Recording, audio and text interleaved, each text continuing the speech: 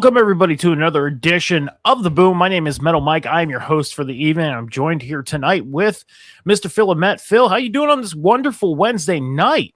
We are doing very well, my man. Got home, wanted to watch some professional wrestling. We got to do that tonight. AEW Dynamite. We are on that road to AEW Grand Slam Australia. We got some things to progress to that, but I'm glad that we are going to be talking about it all together right here on The Boom. So I appreciate you, as always. Let's get this started, my man. I appreciate you as well. Yeah, tonight was a big night. Yeah, with the road to Grand Slam Australia. I was, I'm going to say this, and we're going to bring a little bit of a mixture of the table spot. Since I'm the host of the table spot on Monday nights, and I'm hosting tonight, we're going to bring a little of that dose into the Boom. So this is one thing that I always ask Cam at the top of every show when we go talking about Monday Night Raw. If you were to give a letter grade to AEW Dynamite tonight, what grade would you give them? It can be A+, A-, B+, B-, C, D, and F. Like, what would you give it? I'd probably give it, I know you did plus and minuses, but I'm going to give it a solid B tonight. I think we did some very solid build for at least the show that we are going into for next Saturday for Grand Slam when it comes down to who's going to be facing who for world championship status and everything like that. What are we going to do for other championships that are going to be on that show?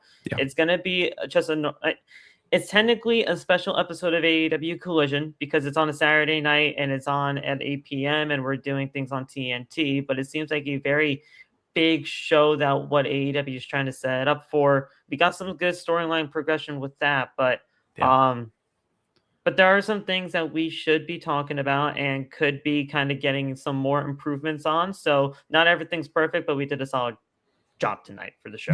Yeah, I got to give them a B- tonight. Tonight was this was a good show tonight. It wasn't bad. Like it wasn't one of those shows where you feel like you had to just tolerate. It didn't drag on. No. And just the flow of the night, the way the time was going, one thing I know is we get to the top of the show and they started doing, first off, they did this brand new thing where they showed an MJF promo, and then Brody King came up. He did a promo, and then you had Kenny Omega and the Don Callis family, and then you had Harley and Willow, and then Mega Bad do their promo. Like, it was like this opening thing of promos to introduce you to what we're getting tonight. And then, just the flow. Like, they had this little timer up there to show you when Kenny Omega was taking on Andrade. It's like, 35 minutes till we get to that match at the top of the 9 o'clock hour. It's like, you know what? I like what they did tonight. Tonight was a good show. That was the second time that we saw that kind of deal because I was live for AEW Collision on Saturday. I did a watch along for that. Mm-hmm. Great. Honestly, a really good show for Collision standards and everything like that.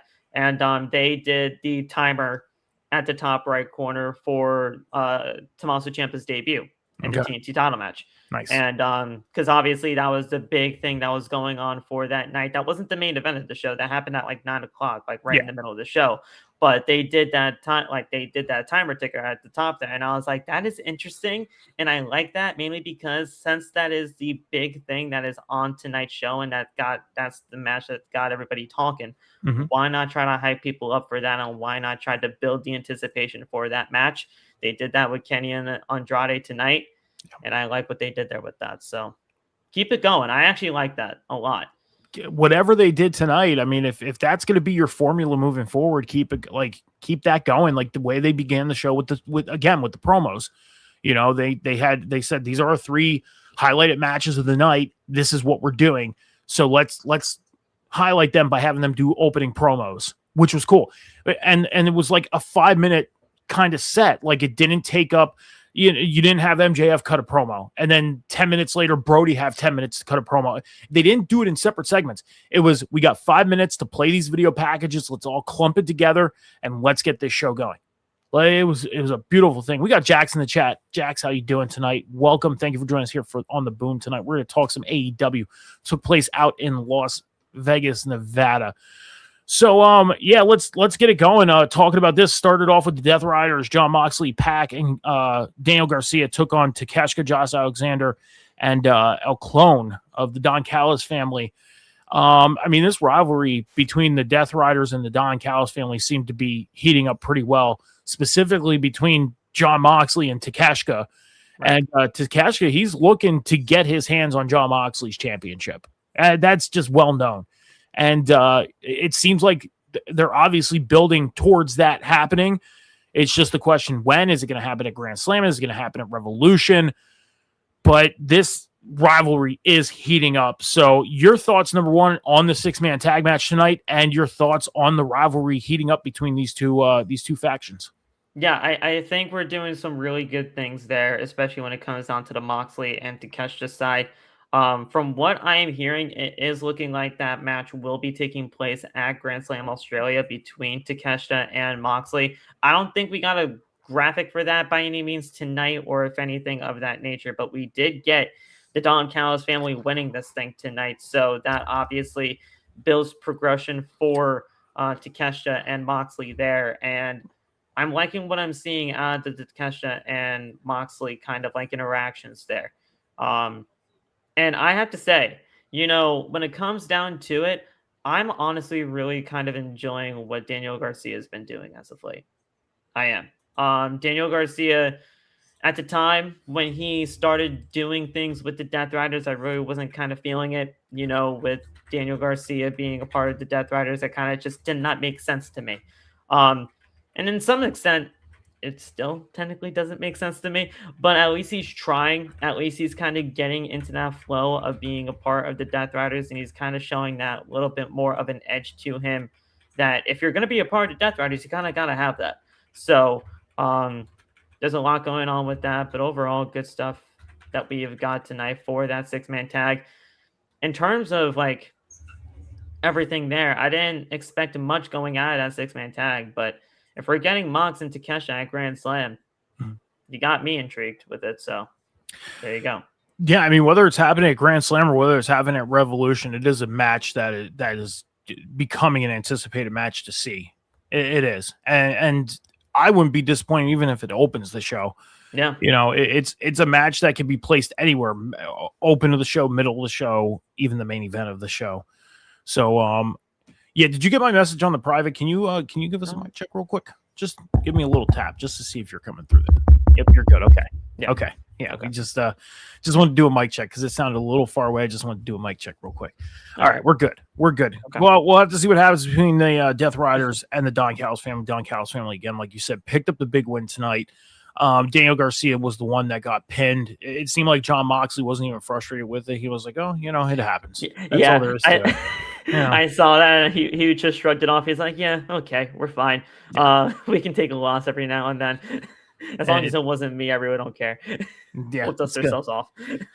Well, backstage after that, we had Swerve Strickland. He did an interview with Renee. Well, kind of did an interview with Renee. Prince Nana, he kind of took over the interview. The question was what Swerve was planning on doing now that he is out of the world title picture at the moment. And Prince Nana said that the focus is always going to be on top, to be in that main event card. So I guess the question is what is next for Swerve? Do you see him being out of the world title picture long? Do you see him going far away from that, or do you think he sticks around or stays close to that vest? I feel like he's got to stick around in that world title scene. Yeah.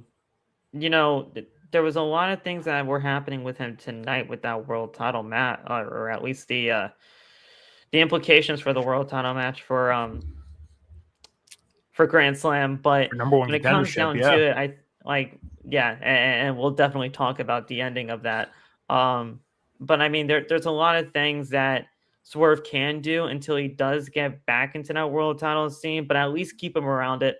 At least keep him kind of like at least close to the vest for it, because Swerve Strickland, whether he is like directly a part of it or kind of just like in the feelers for that world title, he's always going to be a threat, and you got to keep him you got to keep the champion on the toes for at least somebody like Swerve to at least maybe take that spot away from you. So I say at least keep him around for sure.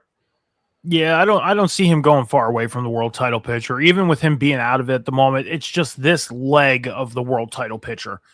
Like after we get past Revolution, you're going to have a brand new like pitcher of challengers, and I see Swerve being in that pool of guys. I do. I don't see him going away and going after the TNT title or anything like that. I see him staying in that world title picture, even going into Double or Nothing, Right. So he'll be around. But speaking of guys being around the world title picture, we spoke about this last week. Okay. We got a really cool vignette tonight from a guy that's been out on injury for a while. And we spoke about him very highly last week. We spoke about him a lot last week, to the fact of when he comes back, will he be inserted into that world title picture right away? And that is one Will Ospreay. It's crazy how we talk about something and then the next week it happens. Like, there was no inklings to us, bro. no inklings whatsoever of Will Ospreay returning, and then we watched Dynamite tonight, and it's like, all right, let's do a Will Ospreay update. Neck surgery went well, and now it's when is he going to come back? And that recovery process to get there. Yeah, it's crazy. We come back from commercial break. We all of a sudden see the Will Ospreay vignette, and I was like, "Wait a minute, Will Ospreay return this soon?" I was like, "No, we're probably not going to get it this soon." But they're giving us the update. They're saying he has successful surgery, and it's just that recovery process to get back. Because honestly, whether anybody believes it or not, and I feel like pretty much whoever watches AEW does believe it at this point, this man lives, breathes, and would die for AEW in an instant if it was ever coming down to that case. The man is an absolute genius in that ring. He loves AEW, and he's going to do anything in his power to get back. So I wish him nothing but the best in the recovery, and he will get back, and he will be in that world title picture whenever he does get back, but he's got to make sure that he's all good and ready to go beforehand. Last week in our conversation, I had said about, us having the little debate of whether he'd be in the world title picture or not. And I'm sitting here thinking, like, there's no way they can insert him into the world title picture first coming back. Like, I don't see it. Have him work up to it. But then seeing that vignette tonight, I was like, man, just imagine the possibilities that if they do insert him into this world title picture, if he comes back even before Double or Nothing or before All In, like, the possibilities are endless. And I'm like, all right, you know what? Phil gets the win on this argument. I got to give it to him because just sitting there thinking about it, I'm like, man, it would be cool to see him in this mixture of world title competitors. So you guys win that one. I'll back up and keep my mouth shut on that.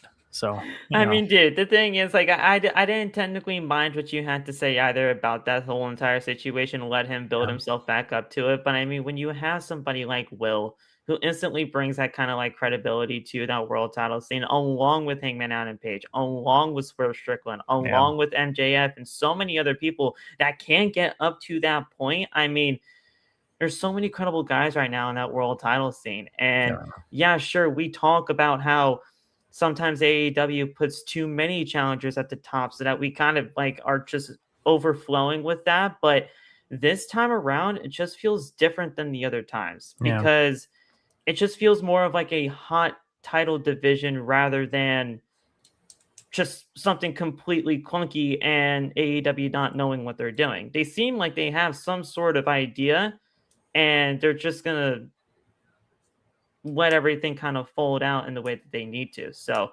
I'm loving what they're doing right now with the world title scene. Yeah. Jack says that he hopes Brody King wins the belt. I know he wants, but I would go nuts. I know he won't, but I would go nuts if he did. I would too. I mean, I think a lot of people will go nuts if Brody King shocks the world and wins the AEW title at Grand Slam next Saturday, because that would be crazy. That shocked me with the way things happened tonight.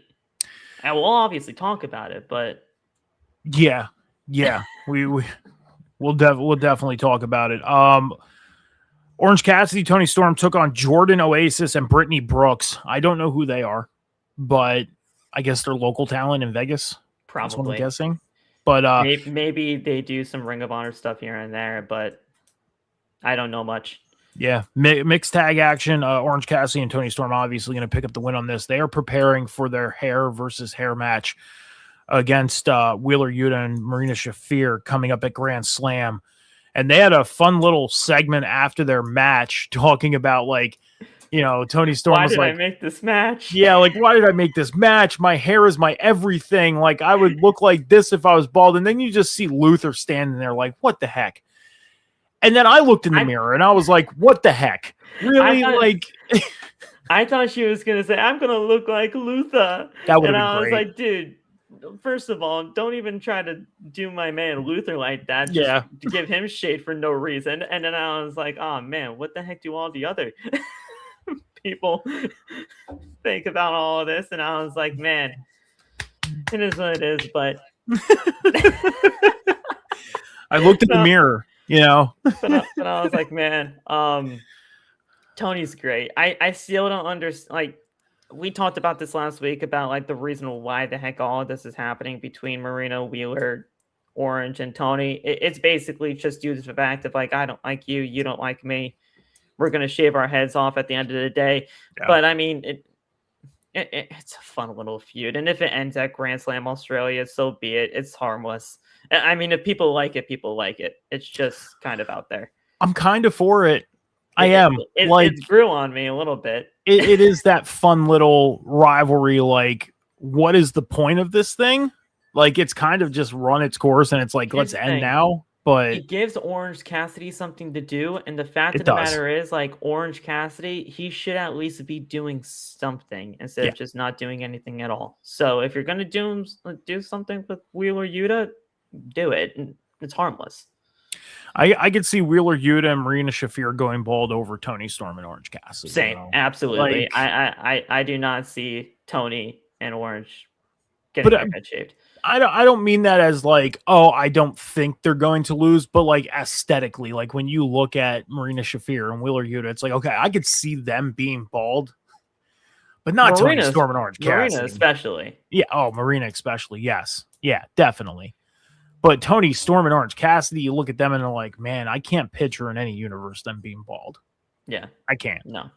Like, so well, I mean, we'll have to see what happens at Grand Slam. But that's a little prediction from me. I mean, I'll be watching the show for sure, but I mean, it's going to be a fun match. It is. Yeah. It's going to be fun. And it is a fun little, when you look at it, fun little rivalry. And this is what I mean by, like, you got to this segment, and this was the 5th segment on the show tonight, because I keep segment count. Yeah. Okay. So, and you got to know where a segment ends and where a segment begins and everything like that. And that's something I've learned how to do in the years of taking notes and doing podcasting. So this was seg 5, this match. And I'm like, we're 5 segments in. And I'm sitting here like, this is good. Like this show has not been bad so far. Let's see what else they give us tonight. And this was just a fun little segment. It was. Jack's Grand Slam is next Saturday, February 14th, Valentine's Day. Yeah, and it's on TNT, so it's not like a pay-per-view for them or anything like that. Yep. I just think of it as like a special episode of Collision. It basically is. It is a vamped up episode of that's what it is. It's vamped. They're just calling it Grand Slam, and this is the 2nd year in a row they've done it in Australia. So I mean, I don't know if it's going to be a thing moving forward, but seems like it is. I would kind of like to see it happen at our like Arthur Ashe was such a great time during the time of Grand Slam, but that was also during the early days of AEW, and I don't think that they'd be able to do that. They wouldn't be able to fill that place today. They wouldn't. That would be their biggest problem. Those days, though, man. Yeah, like that would be their biggest problem, especially with them doing these venues to where they do like I'm trying to find that word residencies and stuff. Yeah, like where they're there for 10, 14 days. They do like 2 weeks of shows at that place. Like they're not having trouble filling those places, but they're still not selling them out. Like ticket wise, selling them out. There's a couple tickets available for almost every show. Yeah. If they were to go back to Arthur Ashe and try and do that event today, they'd be lucky if they fill a section. They would be. Yeah. I mean, no matter what the card is. And honestly, I don't even take that as a shot to AEW. I just think like when it comes down to it's just the truth at that point. That like last year they were at the Brisbane Entertainment Center. Yeah. And I think that's where it's at this year. And I believe so too. I'll look. I'll look if you want to keep talking. And that held about 13,000 at that time last year, which is honestly a really good attendance for that. But I believe that last year they moved it to that venue, if I'm not mistaken, because they couldn't have any more tickets, or they couldn't sell the tickets that they had at the first event. Yeah, they were supposed to go at like the soccer stadium, and because they couldn't even sell half the venue, they had to move it to the arena. The place they're going is the Qudos Bank Arena in Sydney, Australia. Okay. Let me see where they were in 2025. And from what I can tell, that's about an 18,000 seat capacity. Yeah, they were they'll set that up. They were at the Brisbane Entertainment Center last year. Yeah. Either way, doesn't say as far as how many seats this location fills for this year, but I honestly think it doesn't matter. I think it would probably be like 12,000 at most for that, or at least for a setup, maybe. Yeah.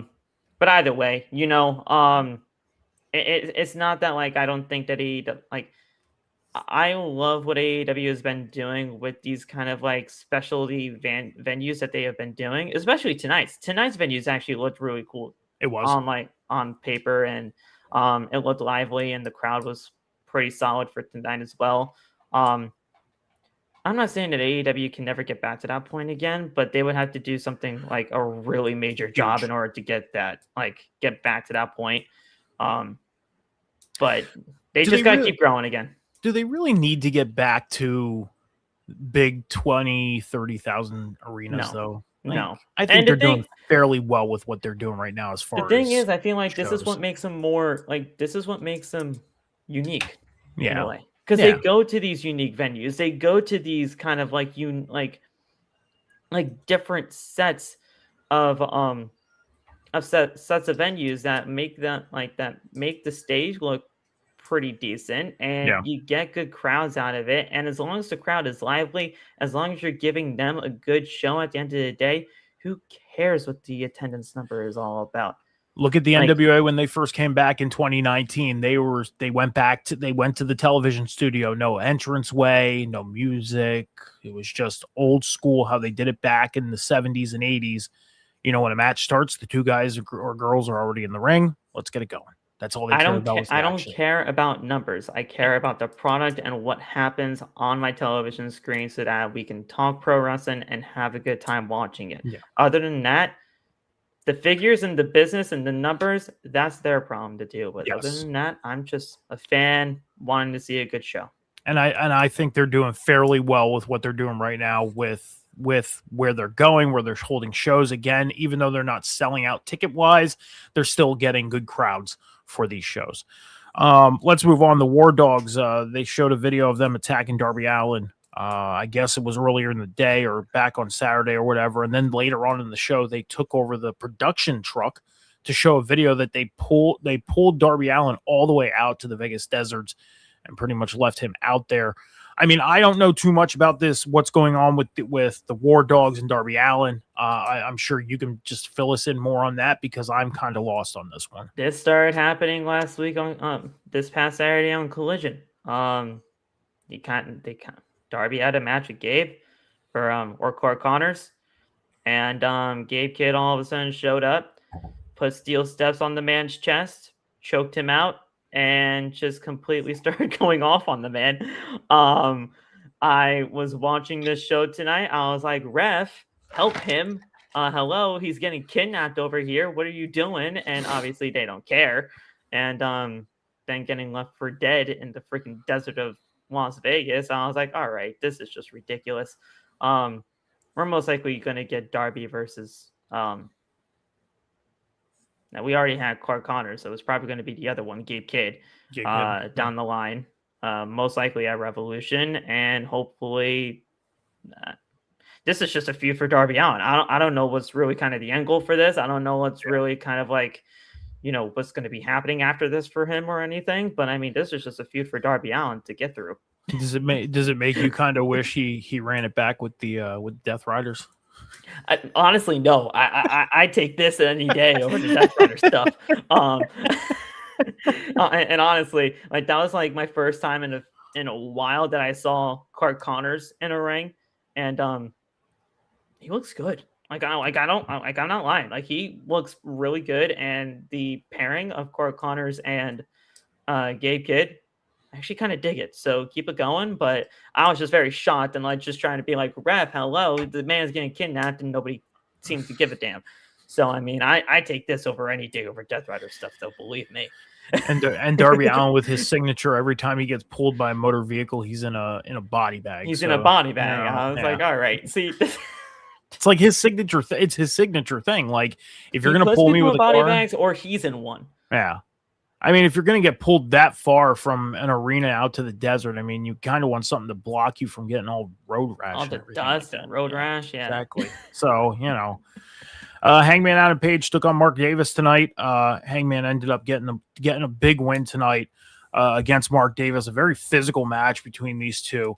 I mean, Hangman Adam Page is picking up some momentum going into this number one contendership spot for the World Heavyweight Championship, and it almost seems like he's on the path of becoming the number one contender for the World Title Revolution. Yeah. So, your thoughts on Mark Davis and Hangman Adam Page tonight? Yeah, honestly, I was very shocked at how physical this was. Not shocked just based on like who this was. I mean, obviously Mark Davis can go. Yeah. And I wish nothing but the best for his tag team partner, Doyle, who tore his biceps in that tag team title match.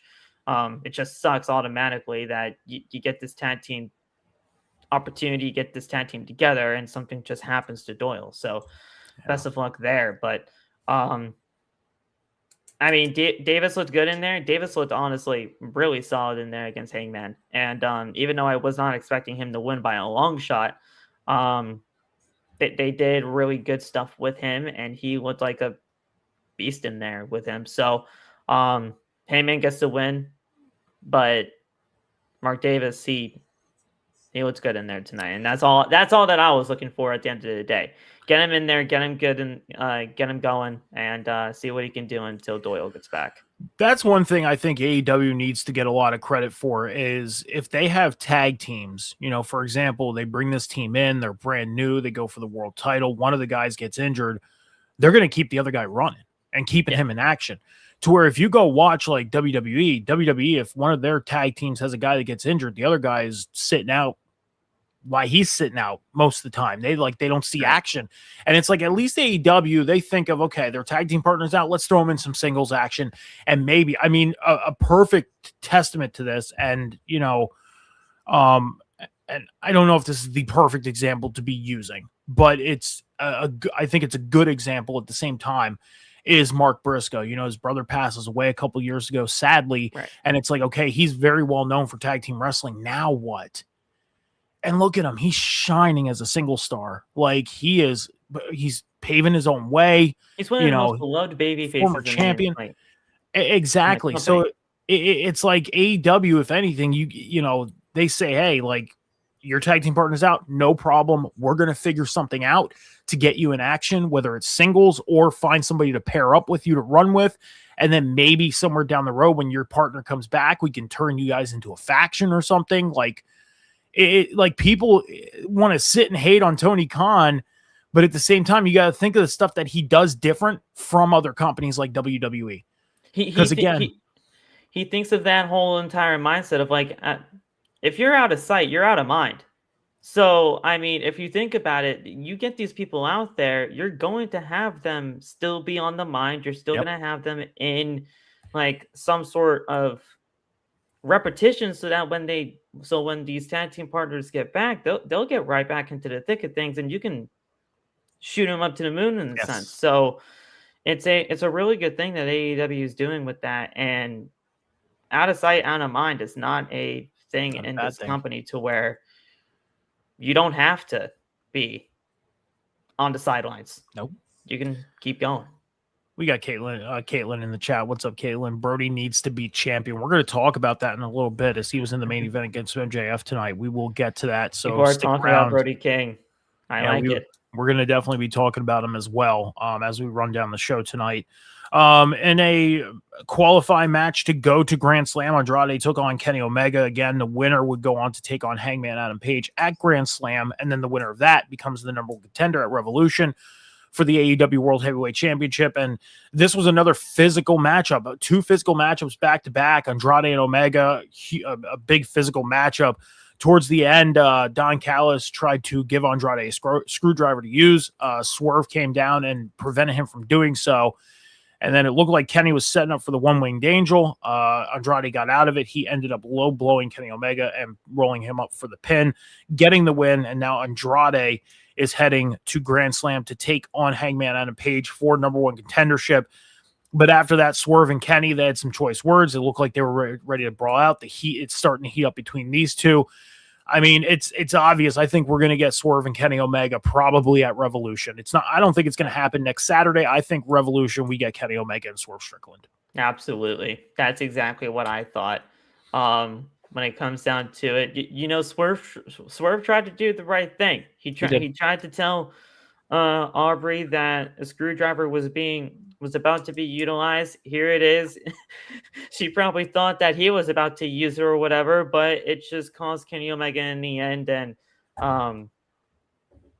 and tensions were high. I was very, very shocked and surprised and just in awe that AEW is continuing to position Andrade in the way that they are right now. And the thing is, I love it. Last week we were talking about Andrade. We were talking about how this is just like kind of like a little run of the mill thing for him. And at the end of the day, this is just like a sort of little side story for him. I do think that at the end of the day, while he may not win on Saturday for this like whole number one contendership thing, they're positioning him in the spot for some reason, this isn't just like a whole run of the mill type thing. No. They must be seeing something in Andrade to get him at least in this far of a position right now, because otherwise they wouldn't have done this. To build off what I feel like you were ready to say was, it seems like they're positioning him for like the future. Like it seems like they want to put him in that world title picture. And this is as close as they want to put him right now, because it could be something 7, 8, 9 months down the road to where he is a number one contender for that championship. Because his first run in AEW, let's face it, it was not the best. It was okay. It wasn't the best. Goes back to WWE, does absolutely jack shit of all, comes back to AEW, and it's like, okay, we got to do this right this time, because if we don't, then what? And it seems like they're on that right track with him at the moment. And he seems so rejuvenated ever since this return to AEW for whatever reason. Like he knows that like this is probably one of his last shots. Because at the end of the day, you see this man and he goes through so many hoops and so many obstacles, so many hurdles just to try to get some sort of opportunity. WWE, they had him paired with Zelina Vega. They didn't do much with that when it came down to it at the end of NXT. They missed out on that. They totally did. When he went to the main roster, I think they missed out on it. That's what I'm saying. Yeah, like for the main roster's sake, they didn't do much with that. He leaves that main roster run in the first stint of it, WWE, goes to AEW, has some sort of things there, but not too much. Goes back to WWE, like you said, didn't do much at all. Nothing, realistically. Did a tag team with Rey Fenix. So be it. But then this time around, there's something different this time around. Yeah. He's being put in there with guys that, first of all, you definitely want to see him get in there with. Swerve Strickland had a fantastic match there last week. Kenny Omega, fantastic match here this week. There's just something different about this guy. No. It seems like he's having fun too, because I caught a video. I guess he was on an episode of Collision about a week or two ago, and somebody in the crowd was yelling at him like, "Oh, take off your pants, take off your pants." And he ended up taking off his pants. He does the pants thing. Yeah. And I'm like, he looks like he's just having fun now in AEW. Like he knows that he's somewhere he needs to be right now. if it does not work out in AEW this time around, I think he has other opportunities, but not as big as the WWE opportunity, not as big as coming back to AEW for a third opportunity. I think it would be, and I've been thinking this for a while, I think his final place to go if he were to leave AEW would be AAA. Yeah. And that's it. And that's still a WWE entity. He could succeed there. He can because of being under that umbrella. Even TNA. Like he goes to TNA, there's opportunities for him to succeed there too. Yeah. But this time in AEW, he just seems like he's having a little more fun. He looks a little more relaxed. And the position he's being put in right away, he's doing a hell of a job with what he's being given. Yeah. So maybe this is preparations for a couple months down the road to where we say, okay, you know, if we decide to take the belt off of MJF and put it on Hangman, Swerve, Will, or Kenny, you can be a number one contender, and we know we could put you in that position. Why? Because number one, you're with one of the most hated factions in this company in Don Callis family. And I mean, he can even go and be a champion and be in a good position because of being like that first thought of why the fuck did they put him in the Don Callis family? Now, if you think of it in hindsight, it would be a good thing, especially if you become champion. He's one of the best wrestlers that they got in that entire faction. And the thing is, like, I'm not even asking him to be a world champion. No. He can be. Yeah. Like, he definitely can. Like, he can be a world champion in any promotion that ever wanted him. But it depends. It depends on the WWE. kind of position. I'm sorry. I can't see it in WWE. I can't. At least a champion in WWE. They did have him as a champion. He was U.S. champion. He was U.S. champion. I could see him as an intercontinental. But that's probably as far as they would probably ever have him go. But now in AEW, TNA, AAA, or if he were to go even New Japan, if he went to New Japan, I could see it. Oh yeah. But WWE's, I think these are the only one I don't see him being one. Yeah. But I like the thing is like there's a possibility. At least having him in the contention for it. There's a like I'm not talking WWE anymore. I'm not talking WWE anymore. But the contention for it, you can't see him in contention for a world title anywhere else but WWE.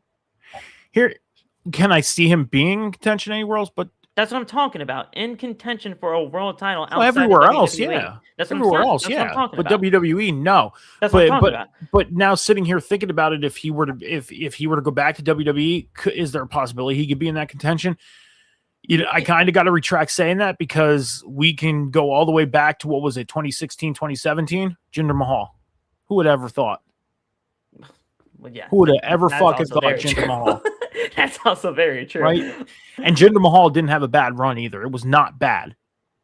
I hated it, but he didn't have a bad lot of people did. I loved it. I loved the Jinder Mahal WWE. He didn't have a bad run, no, but that's exactly what they wanted me and anybody else to do. They just did not want you to like Jinder Mahal. But like Andrade can be a champion anywhere he can go. He can. And this is truly a time for Andrade to just go balls to the wall, go in there, wrestle, give you everything that he's got. Yeah. And if they want to give you the ball, take it, run with it, and see how far you can. Because once this is done, this is done.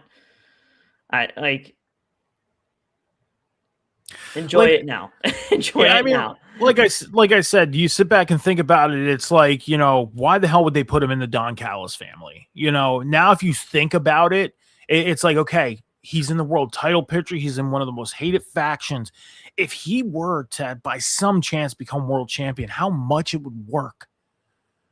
Like, that would be freaking crazy how much it would work. If he became international champion, I'd love it. If he became a TNT champion, I'd love it. Mm-hmm. If he be like any other singles championship in this company, that man can hold on to it and he can actually make something work. Can. He's not a bad guy. He's just been put in bad positions and bad opportunities to where they just don't, to where other companies just don't technically see anything in him, and then he looks like the bad guy. Yeah, and then when he made his initial return a couple months ago, it was like, what the hell's going on with Andrade? Because he disappeared after that week. Now it's like, okay, this was probably a good thing that this happened, because now look where he's at. Yeah. Would he be in this position today if he would have continued with the initial return? That first initial return where he attacked Kenny Omega, if we saw him throughout those months that he was gone from AEW programming, he would not be in this position, I feel, at all. I don't think he'd be here. But the fact that they kind of had to reset some things, yeah, and kind of just wait things out until that whole WWE contract thing was over, they kind of felt like, look, we got time to figure this out. We got time to think about what we want to do with this guy, because we're going to have him. We have him here. Mm-hmm. So let's think about this. Let's truly think about what we are going to have this man do. Mm-hmm. And then when he gets back, we'll hit the ball running. Well, they're definitely doing that, because he is going to be taking on Hangman Adam Page at Grand Slam next Saturday, February 14th, 8 p.m. Eastern Standard Time on TNT. Chris Statlander backstage did an interview, and she's going to have a rematch with Tekla, but she gets to pick the stipulation this time. She's going to make that announcement on Saturday on Collision, so that's something to look forward to. The rematch. I didn't hear that part. Tekla. Yeah, she's picking the stipulation for the match, and the match is supposed to happen, I believe, at Grand Slam. Yeah. So the women's world title will be on the line at Grand Slam as well. I heard that she was picking the stipulation tonight, not Saturday. So if it was Saturday, then that was on me. Yep. But sticking in the women's division, we had a women's tag team title eliminator match between Harley Cameron and Willow Nightingale, the champions, taking on Megan Bayne and Penelope Ford. This was a very, very good women's tag team match. It was not bad at all. And very few times do we ever see the challengers that want to set, like the set up challengers for the championships that are going into the limit, win the match. And Penelope Ford and Megan Bayne did such that. And now they're the number one contenders for the women's tag team titles. I mean, I'm not very impressed by Megan Bayne. I never was, even with her initially coming into AEW. I guess her being with Penelope Ford could be a good thing in a sense, but do you really see at the end of the day Willow Nightingale and Harley Cameron losing those tag team championships to Megan Bayne and Penelope Ford? And if you have any thoughts on this match as well. I don't see them losing, but I don't mind. Like, the thing is, you're right. When it comes down to these eliminatory matches, we rarely see the challengers win these things. And heck, I believe even on commentary, they even kind of acknowledged it. They're like, we rarely see like these challengers that come onto these eliminator matches win, but they did tonight, and now they're getting a tag team title opportunity. First of all, I was like shocked that they would even kind of acknowledge that, but they did, and I was like, this is interesting for them. I don't mind these two as a team, though. I don't. They've kind of established themselves as something. Seems like it works. It's working for now. Yeah. And until, like, these two are so interesting as a tag team, because I feel like if you just wanted to, you can honestly have Megan just completely go rogue and just attack and just like and like just be like an absolute monster in the women's division. Just attack. Yeah. And just break this team up whenever you want to, because she can absolutely be that kind of monster in the women's division. They just haven't done that yet. But I just don't see somebody like Penelope Ford as like that kind of like baby face to fight from behind from somebody like Megan Bayne. I don't know if it's just me. Like, she's always been looked at as like a bad chick. Yeah. As like a bad chick that like it's just like a heelish kind of like look to her. So, like, she's got to stay that way. But I just wouldn't want to see that. Like, you know what I mean? Like, she can absolutely attack her and be that kind of monster heel. But Penelope can't be that baby face to me. Cam says that he loves the Megalomaniacs, a.k.a. Mega Bayne and Penelope Ford. And he's saying, don't break them up. I mean, I don't see them breaking up anytime soon. I don't see them breaking up. But I get your point. Like, they can go down that road of, like, Megan Bayne. Like, Penelope Ford can kind of, if you remember the storyline between Nia Jax and Alexa Bliss a couple years back, Yeah. Where Alexa Bliss kind of bullied Nia Jax in a sense when they were together, and then Nia Jax came to her senses and was like, "You're nothing but a bully." And Nia Jax goes on to WrestleMania and wins the women's championship. Yeah. It could be almost like that kind of situation of like Penelope Ford can kind of bully her for a little bit, and would that work in this day and age? That's the question. With how PC things are, could a storyline like that work? Yeah. I'm sure they can find a way to work to make it work. But nonetheless, Megan Bayne, she has, and this is no slight on her, she has the size to be a dominant female competitor in the women's division. She does. Yeah. It's just all about putting her in that position. Yeah. I mean, again, I've never been a fan of Megan Bayne. I'm not a fan of her, but I, gotta respect the work that she's doing, and she's growing, and she's, finding her path in AEW. So, see if she can earn my fandom as well. Look at what Toni Storm did to me. Right. I wasn't a fan of Toni Storm worth nothing. And in a whole year's time, it was like, man, I'm a fucking fan of Toni Storm now. Son of a bitch. Yeah. Like, I didn't want to like her at all. And now it's like, why is she not in the women's world title picture? Like, where's Toni Storm? Why is she doing this? Like, but yeah, I mean, we can end up seeing Megan Bayne do that. And who knows? Maybe she'll earn my fandom. But Penelope Ford, I see what you're saying. Like, when she first came into AEW, with Kip Sabian and what they were doing, and just the way she was then before she went on her hiatus, it was like, yeah, she just seemed like that really snobby, kind of stuck up person. She just always seemed like a heel to me. Yeah, so exactly. Yeah, so Cam says Megan just feels authentic and not forced. That makes sense. That does. She doesn't feel forced. I'll say I can agree to that. She does not feel forced. She doesn't. So, I think they'll get her into position to where she ultimately can be like that mega heel that she possibly could be in the future. It's just timing. Timing is everything in this division, especially. So, just gotta bide their time. Jack says Megan can take her ass back to Hog. I just can't get behind her. Again, that's understandable. I mean, I'm not a fan of her. There's a lot of wrestlers out there that you're either going to be a fan of them or you're not going to be a fan of them. And sometimes they grow on you, and sometimes you just don't connect with them. So it's understandable. It is. Everybody has those wrestlers. Exactly. Everybody. Exactly. Believe me. I know a bunch of people that hate on Jade Cargill. I'm a fan of Jade. I am. But I can agree that I feel like she was, kind of shoved down our throats and everything when she went to WWE. And I feel like they kind of rushed her a little bit to get her to where she's at today. But that's nor here nor there. Championship. Yeah. But, I mean. But no, it's understandable that, you're a fan of who you're a fan of, and you don't like who you don't like. And that's that. So, Tommaso Ciampa, new TNT champion. He won that on Saturday on Collision against Mark Briscoe. I'm going to say this right now. It's more so of a question. Was it the right move to take the championship off of Mark Briscoe? Maybe. And I say maybe because we got to see what Tommaso Ciampa does with this championship. Now, he did announce tonight that he is going to, in respect to Mark Briscoe, keep the TNT Championship Open Challenge going. So his first challenge is on Saturday on Collision. So your thoughts on Tommaso Ciampa continuing the TNT Championship Open Challenge? Do you like it? Do you like the fact that he's a babyface coming into AEW? Because I have some thoughts on why I'm not a fan of him being a babyface. But your thoughts first.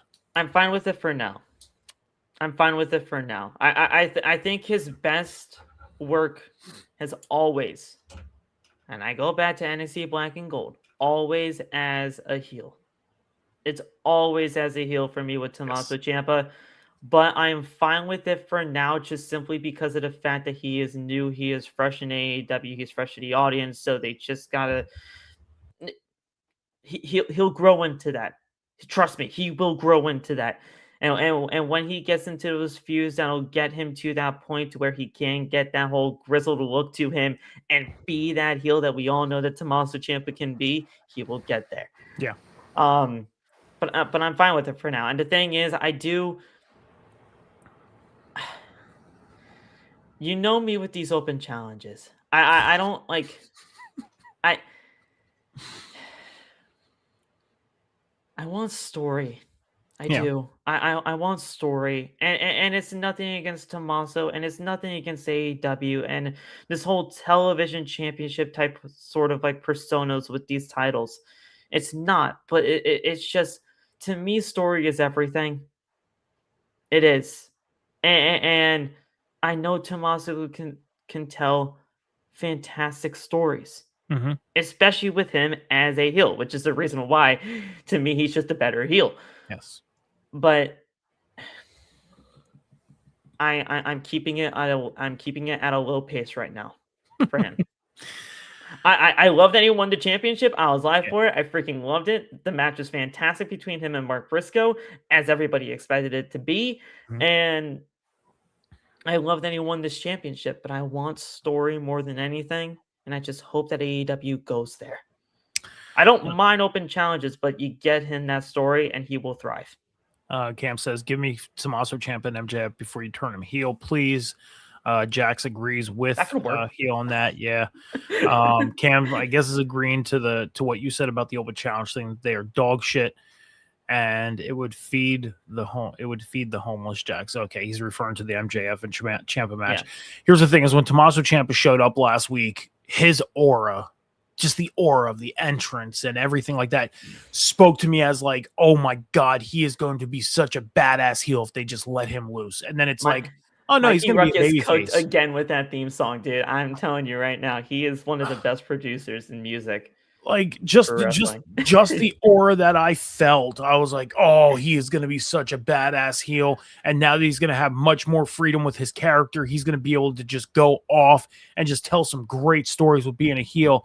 And it's like, oh, no, he's going to be a babyface. And I'm like, are you fucking kidding me?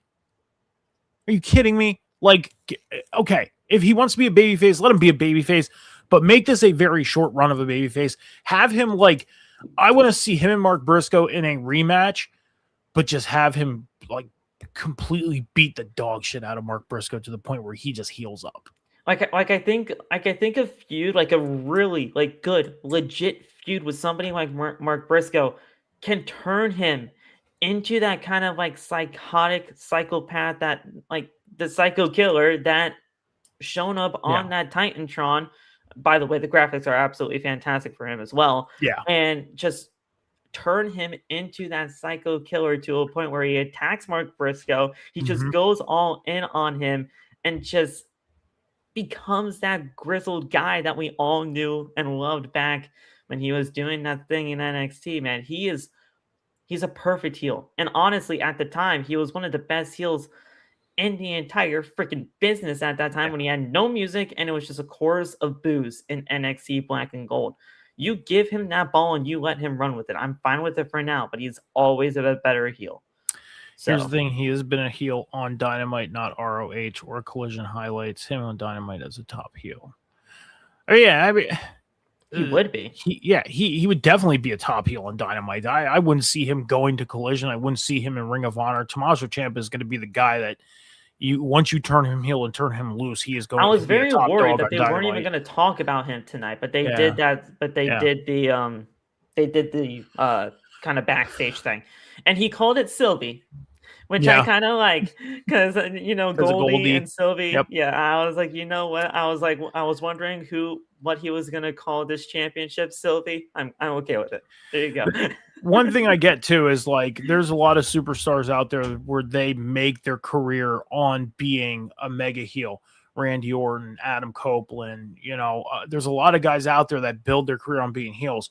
And then at the back end of their career, it's like, okay, they become just this beloved babyface that everybody loves because that they're, coming to the part of their career where they're like, okay, Is this going to be my last run? He's always been a good work rate guy. Let's just cheer him on his way out. Exactly. And even when he turns heel, it's not a matter of if, it's a matter of when he ends up turning heel.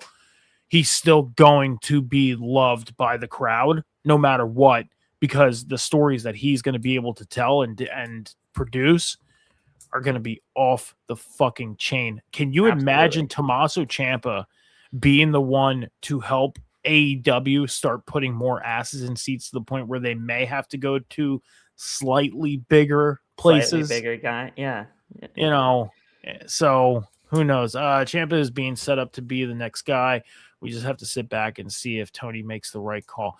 I mean, he's doing good with it so far. So, and another thing, like, and this is just so small, but this is so this is so key to like what Tommaso Ciampa was all about during the time in Black and Gold.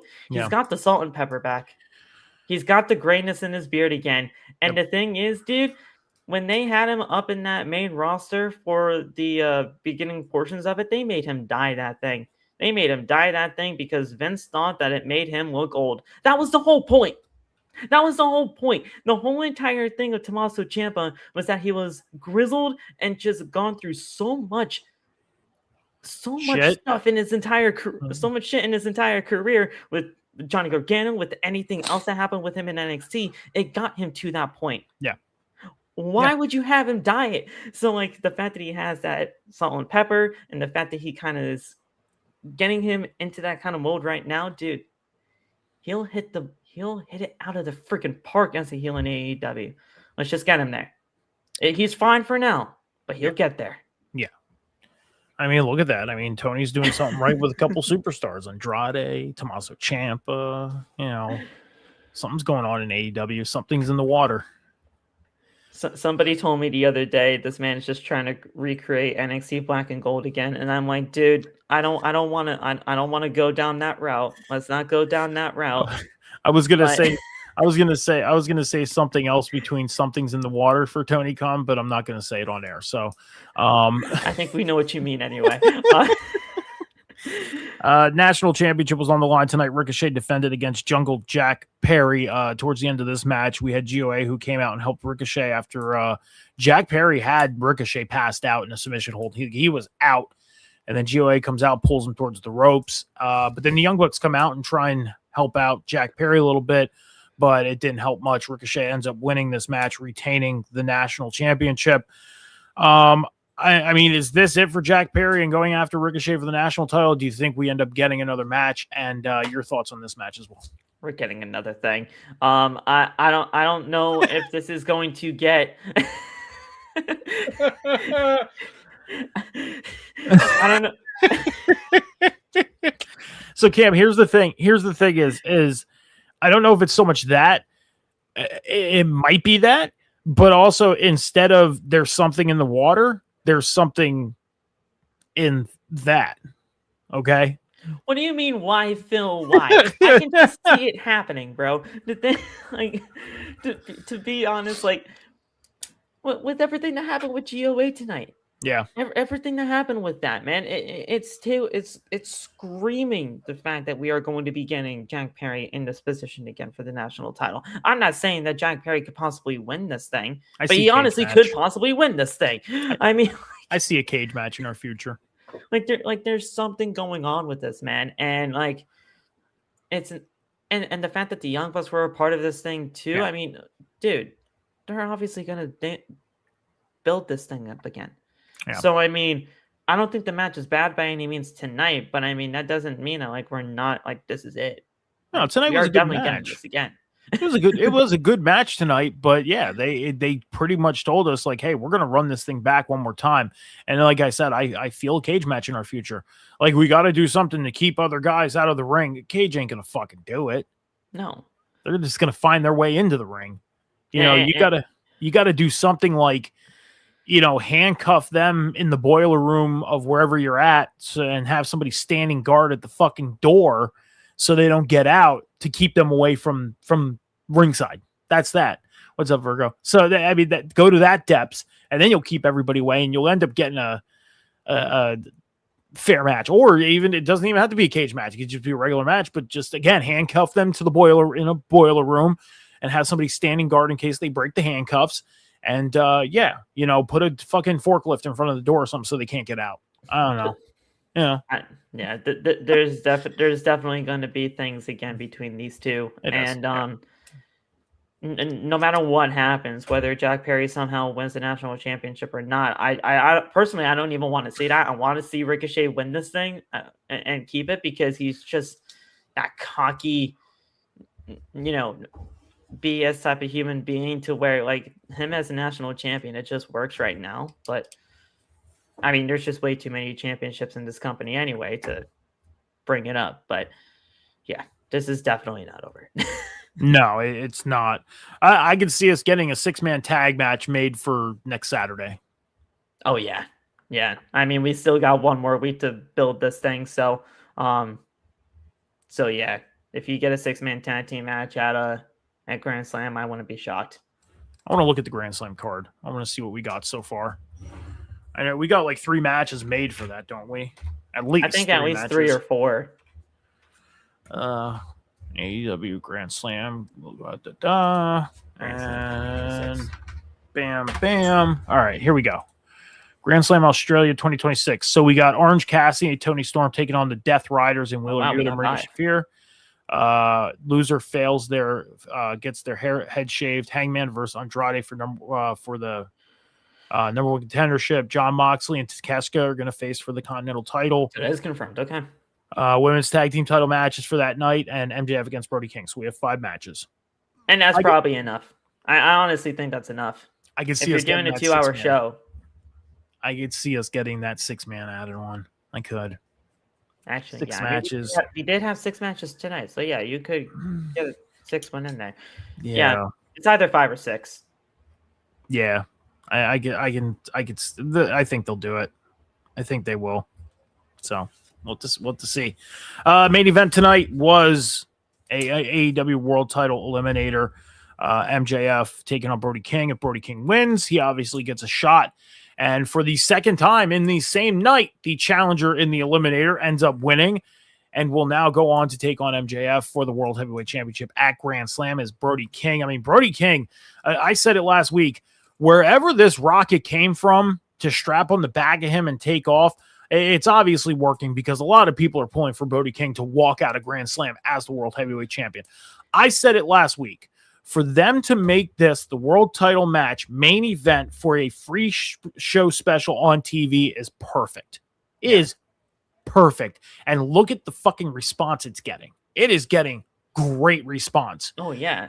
I mean, you look at the world title picture, you got MJF, you got Swerve, you got Hangman, you got Kenny, you got Andrade, and then you got Brody. And it's like, who do you cheer for the most? Well, the odd man out, which is Brody. Yeah. Why not?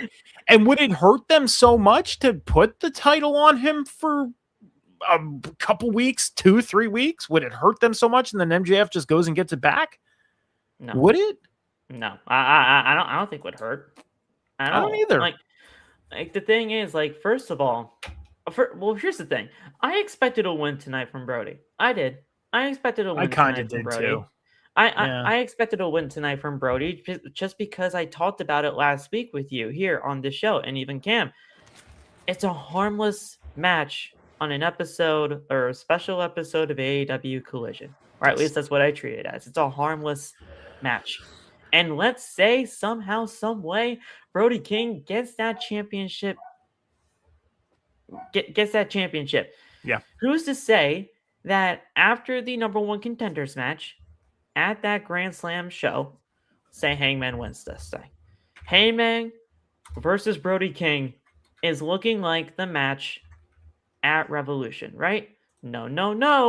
MJF, he's going to try to bring this up. Like, look at this. I was cost that Eliminator match in about a minute on Dynamite. This man is an absolute maniac. I somehow lost when I had like a foot on the rope or a finger on the rope or something like that, and the referee was just an incompetent guy. Get me in this match and make it a triple threat, and there you go. And then and seemingly somehow MJF gets his championship back at Revolution. We can kind of continue on or something. It's a few weeks with him on top because you wanted to see it and people are talking about it. It's harmless. Yeah. It's not bad. It's not a bad idea. And people love Brody King. Cam says Brody is exactly where he needs to be. Doesn't need to go any further. And he said Brody looks like a badass, but sounds like a lawyer when he talks on the mic. I agree with that. He does sound very, he does sound very produced. He does. Yeah. That's the one thing that kind of does take away a little bit, but his actions in the ring, I think, are speaking more for him. Like, he's a big guy. He's showing MJF that, look, like, you think you're going to bully me with your words? You ain't going to do shit with those words. I'm just going to come in there and shove my foot down your throat. Like, and I'm looking at Revolution right now. March 15th is when Revolution is. The only match they have set up for Revolution, MJF or Brody King defending the World Heavyweight title against Hangman Adam Page or Andrade. That's the only match they have partially made, because obviously, you know, we got to get a winner for the world title. We got to get a winner for the number one contendership. Brody holding the belt from February 14th to, let's say, the Dynamite 2 weeks before Revolution. That would give him a 2-3 week run with the belt, you know, get a fun little run out of it. But MJF goes out, wins the belt back before we get to Revolution, because maybe the plans are is for MJF to be a long-lasting champion on this run. But why not have that little, you know, shake in the cog? Have him lose the belt for 2 or 3 weeks, but then he gets it back in some cheap shit fashion. Yeah. You know, and then he goes on to take on Hangman at Revolution, but beats Hangman. You know, would it hurt? I don't think so. I don't think it would.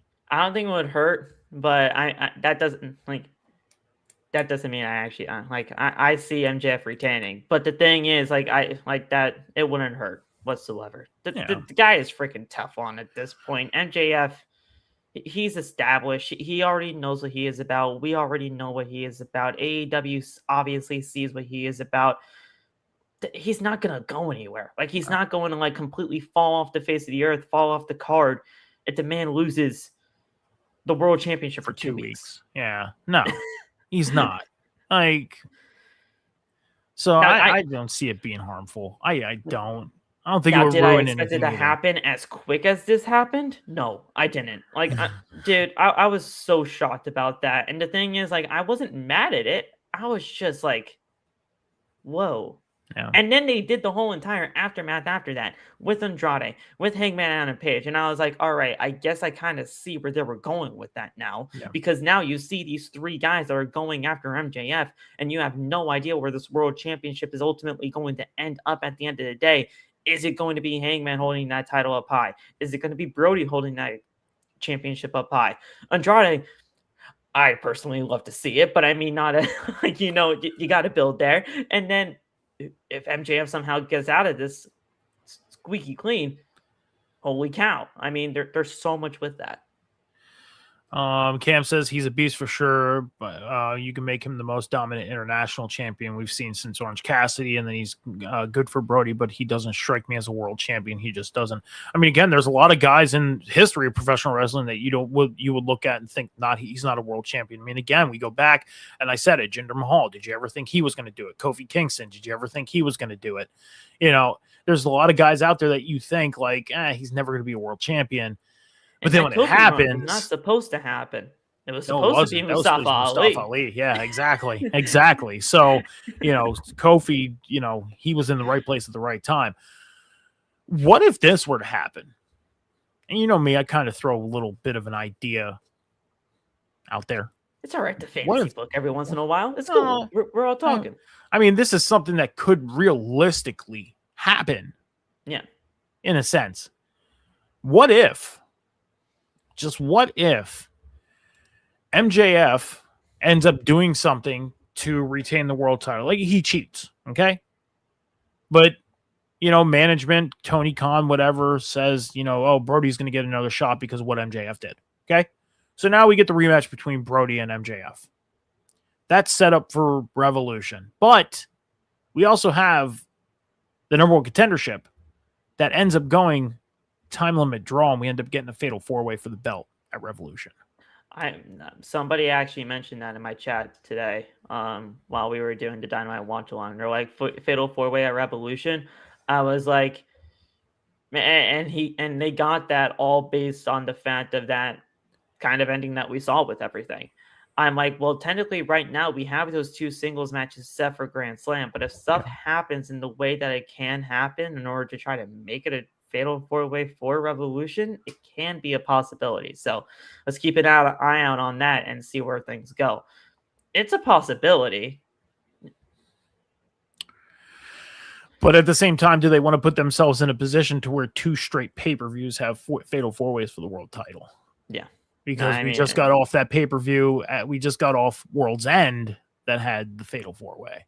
Or it was World's End that had the fatal 4-way. So like, do they really want to technically repeat something back to back it exactly? Just to put 2 guys who normally aren't in the main event scene in the main event with 2 guys who are main eventers. Right. You know, so it would be a great spotlight for those other 2, but I mean, at the end of the day, time, like, again, look at Double or Nothing. What was it in 2021? Orange Cassidy and Pac were in the main event with Kenny Omega. Yeah, triple threat for the world title. So, that was fantastic. Yeah, it was a great match. It was a really good match. It was. I enjoyed it. I did. DQ match over Brody. MJF retains. Bandito comes back and turns him. I'm gonna say this. I don't see Bandito turning and being a heel. I've always looked at it as Brody turning on Bandito. I thought that too. Like, he's just way more tailor-made to be that. Like maybe Bandito comes out to like console Brody, and then Brody just like clotheslines the shit out of him, and then we go off to the races with Brody going after Bandito for the ROH title. Why not? Or where have you been all this time? What I've been trying to fend for myself against MJF, who we all know is obviously this guy. And I had your back the whole time you were going after him. Yeah, that would work. That would definitely work. Definitely. You know, but then there might be some people out there that'd be like, oh, so they have to give Brody the consolation prize because he couldn't win the AEW world title. So let's go have him win the Ring of Honor title. I'm not looking at it like that, man. You can't. No, but people will. Oh, that's the thing. People definitely would. I'm not disagreeing there, but like, I wouldn't look at it like that, because I mean, like, this is honestly something that you've built for a little while now. This tag team between Brody King and Bandito was never gonna last, but when it comes down to it, you can obviously see Brody King just going rogue, beating down on the man, and ultimately wanting to get something for himself. It's a tailor-made thing, but yeah, it's just well, we'll definitely have to see what happens as we continue the road to Grand Slam. Collision on Saturday, and then we got our last episode of Dynamite before we hit Grand Slam next week. So with that being said, Phil, let's get out of here. We're going to plug ourselves here. Phil, your social medias are going to be up on the bottom. Make sure you're going and checking out Phil on social media after we get off the air tonight. Make sure you're hitting the follow button and subscribe over on the YouTube as well. What do you got going on, Phil? So obviously with everything, TikTok, Twitter, YouTube, Instagram, PhillyMet _PhillyMet. I got a ton of things in the pipeline right now. We got, with Elimination Chamber coming up, I've got some things in the work for that. Just some really good things in the pipeline for the YouTube channel. We do these live watch alongs, and they've been growing immensely well over the course of the last couple of weeks. Raw, Dynamite, SmackDown. Thinking about adding NXT because there are just some really good things that I saw on NXT over the course of the last couple of weeks. We got Joe Hendry as NXT champion, which is something that I kind of expected, but just stay tuned for just some things I got going on, man. It's really the Twitter that I'm a lot most active on, and I kind of keep everything in check there. If you'll know that a watch along is going on when I make out the tweet. You'll know when a new video is out when I make the tweet. The Twitter is basically the hub of everything that I got going on for every other social media account that I got. So follow me on X, and you'll know everything. So stay on tune for that. So make sure you're following Phil on all social medias after we get off the air tonight, and go check out everything that he is doing. I'm on social media as well. Metal Mike 714 is where you can find me. Instagram, X, TikTok, Snapchat. I don't do much on my personal stuff. I do, game stream once in a while on TikTok. I'm active on Snapchat, Instagram, not so much, but I have it, so if I do all my content creating on the shows here on the Boom, Monday night with Cam on the Table Spot, and then over on the Huddle Hub Podcast, twitch.tv/the Huddle Hub Podcast, youtube.com/@the Huddle Hub Pod. You can also find us on X and TikTok at the Huddle Hub Pod. Watch along tomorrow night for the NFL Honors Award. We go live. We're going to go live probably about 8:45 p.m. Eastern Standard Time, as the Honors Awards start at 9 p.m. Eastern Standard Time. We are at the 96th percentile of it being live on TikTok tomorrow night. Go over to the X for the announcement. I'll have the announcement by noontime tomorrow on where we will be officially be live tomorrow night. But TikTok is 96% the place right now for the watch along for the Honors Awards. And then me and Cam will be live at 10:30 a.m. Eastern Standard Time on Sunday to get you guys ready for Super Bowl 60 between the Patriots and the Seahawks. Thank you guys for joining us tonight here on the Boom. Appreciate everybody stopping by. Be good to each other. Be kind to each other. Take care of each other. Be patient with each other. Remember, the world is not moving as fast as you think. Until next time, guys, deuces. Have a great night.